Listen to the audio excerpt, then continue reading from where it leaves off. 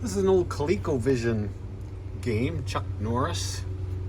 Picked this up along with that Atari game case that I sold a couple of weeks ago. And this game cartridge, although untested, still sold for $35. Some parts for the Mustang 2 sold. This is the ashtray. Rusty inside, but it's intact. And this sold for $25.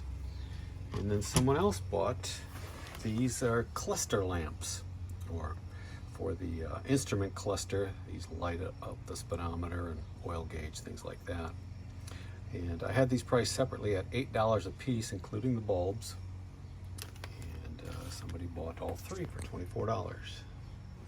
Another lot of these 8-track tapes. These are really odd 32-minute ones, but they're still sealed, never used. And let's see, I get $27 for the lot of 3. This is a pair of Brooks sneakers. They're odd size for men. They're size 8 extra wide. I listed them as dad shoes, and since it's nearing Father's Day, maybe that's who they're for.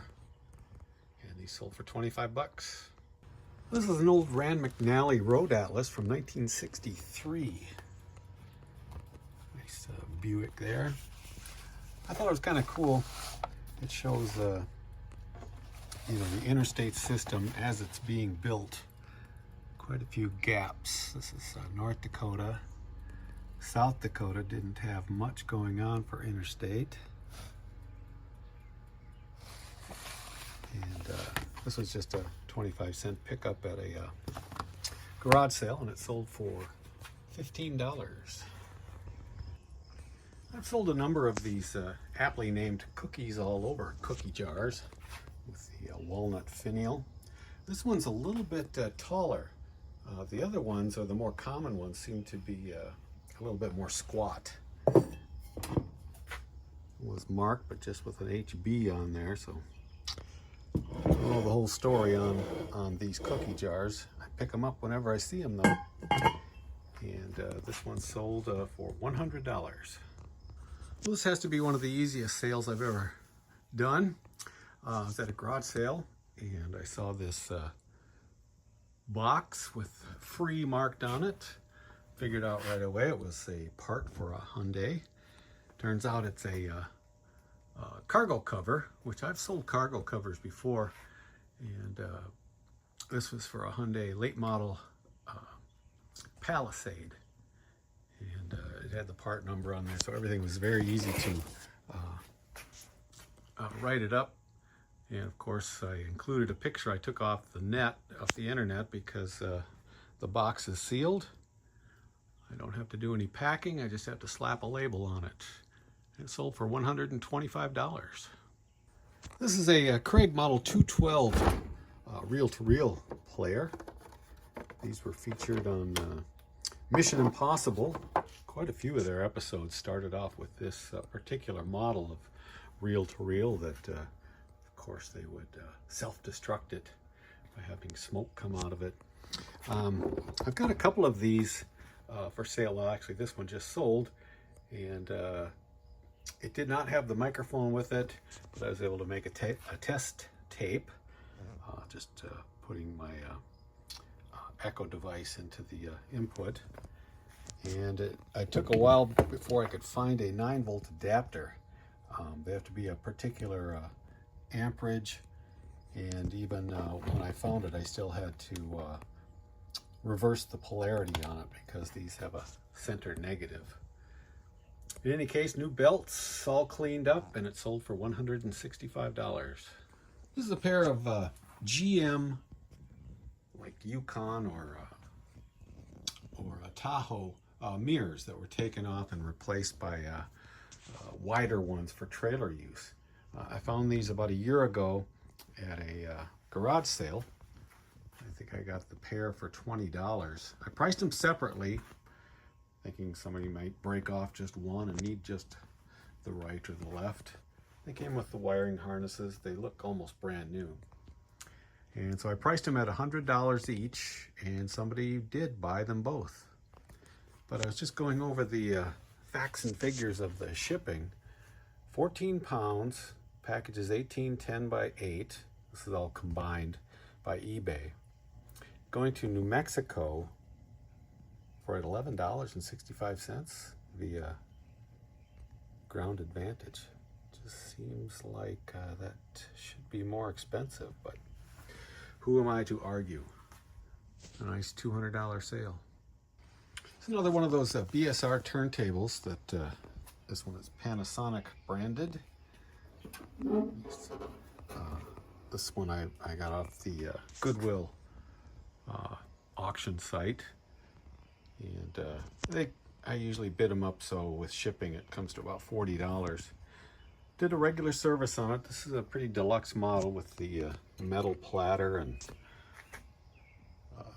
Q-lift and anti-skate, and it also has a magnetic cartridge, and of course the 45 RPM adapter. I bought a new needle for it, and I was able to sell this for $225.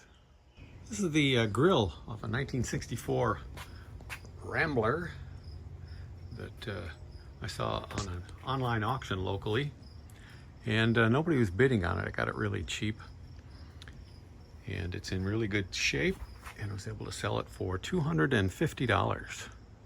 These are the knobs off of an Admiral console stereo that I got for free and parted out because the cabinet was pretty bad. I don't think it even worked. These are the volume and tone and balance knobs. I have these priced at $12 each, and this is the special tuning knob. It's got sort of a little thumb wheel on it, and this I had priced at $15, and the same buyer bought all these items for well, let's see, $36 for those three and another $15 for the big knob. Still sell some 8-track tapes from time to time. This is Elton John's Honky Chateau, and one of the keys to selling 8-track tapes is to service them. By that I mean replace that foil splice that not only changes the track but also holds the tape together at that point. And oftentimes with used tapes, you play them one time and they break right there. So it's nice to have a tape player that will stop the track at the track change. Some of them have that setting. And this one, I didn't have to do anything with the pressure pads because these are the felt type on little springs. But most you'll run into are the foam type, and that foam has deteriorated and doesn't do any good, so you have to replace that. And I found that you can buy the right size weather stripping, and that works just as well. And this sold for $12.